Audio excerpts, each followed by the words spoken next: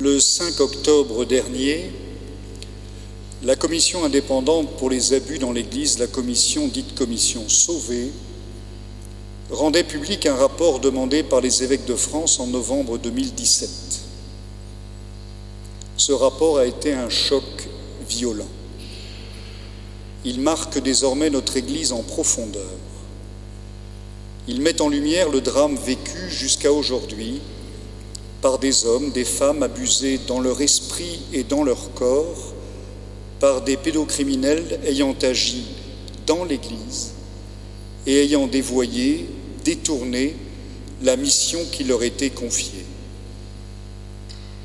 La Commission montre aussi que si ces personnes ont pu agir ainsi, c'est que l'Église elle-même, par le silence, par le manque d'attention et d'écoute en son sein, a pu permettre ce type de comportement. Ce qui a particulièrement frappé le 5 octobre dernier, bien entendu, ce sont les chiffres communiqués par la SIAZ. Ils ne sont pas tous du même type.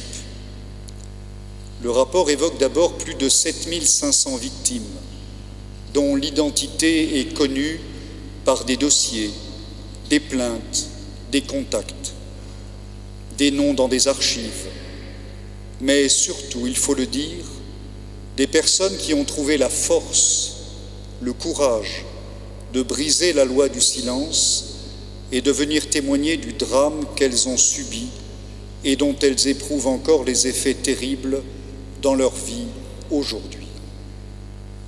Permettez que celui qui vous parle en ce moment, votre archevêque, témoigne lui-même de l'effet dévastateur des abus sur des personnes jeunes, des enfants. Cela fait plus de 30 ans qu'il m'est donné d'accompagner quelques personnes victimes, des personnes victimes dans leur milieu familial, au titre de l'amitié. Je vois bien combien leur vie est difficile, profondément et comme définitivement affectée. Le rapport donne aussi des chiffres vertigineux qui sont les chiffres d'une estimation à partir d'une base statistique et qui évoque jusqu'à 320 000 victimes sur les 70 dernières années, dont les 2 tiers de victimes liées à des prêtres et 1 tiers à des personnes laïques œuvrant dans l'Église. Ces chiffres sont effarants, mais ils montrent aussi les mécanismes de la vie de l'Église qui ont conduit à de tels drames, au point que l'on a pu parler de dimension systémique. Rappelons aussi, pour aller jusqu'au bout, que le rapport de la SIAZ lui-même évoque un autre chiffre terrible, celui de plus de 5,5 millions de victimes en France, dans tous les domaines de la société, chiffre qui vient percuter notre sens d'un Occident dit civilisé. Les évêques de France, à la suite de ce rapport, ont souhaité reconnaître la responsabilité de notre Église, sa carence dans l'accueil et l'écoute des victimes et la nécessité d'ouvrir la voie d'une justice dite restauratrice pour aider les victimes sur leur chemin de vie. Une instance nationale a été créée et s'est mise au travail dès ce mois de février avec l'appui d'un fonds, dit Fonds Selam, Fonds de solidarité et de lutte contre les agressions sexuelles sur mineurs, qui a été abondé dès fin décembre par les diocèses de France, dont bien évidemment le nôtre. D'autres mesures importantes ont été décidées en novembre dernier suite au rapport de la SIAZ, dans le domaine de l'évaluation du risque, de la précaution, dont les évêques parleront d'ailleurs en avril prochain à Lourdes. Notre diocèse, bien entendu, n'a pas été épargné. Depuis plusieurs années, des personnes se sont présentées à la cellule d'écoute de notre diocèse, fondée par mon prédécesseur, Monseigneur Aubertin. Depuis mon arrivée en janvier 2020, ce groupe a continué à travailler en se réunissant régulièrement, le groupe de la cellule d'écoute, et en accueillant ceux et celles qui souhaitaient être écoutés. Aujourd'hui, une situation très douloureuse est en cours d'investigation et concerne un prêtre de notre diocèse responsable d'un chœur de chanteurs. Cette affaire particulièrement sordide a conduit des personnes à se manifester auprès de la justice. Certaines personnes ont aussi été reçues par la cellule d'écoute du diocèse. 2 collectifs se sont créés. Cela m'a conduit, dès décembre, à suspendre de tout ministère le prêtre en question et de laisser travailler la justice. Vous le savez, ou vous ne le savez pas, mais un des reproches majeurs faits par le rapport Sauvé à l'Église, au diocèse, c'est d'avoir justement voulu se substituer à la justice.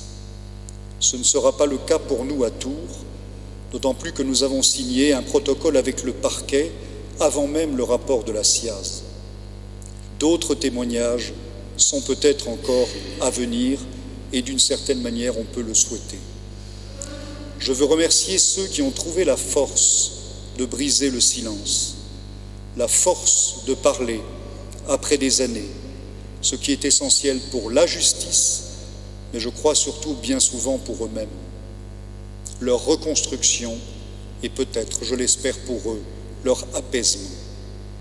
Certains d'entre eux sont présents au milieu de nous ce soir. Je les salue tout particulièrement.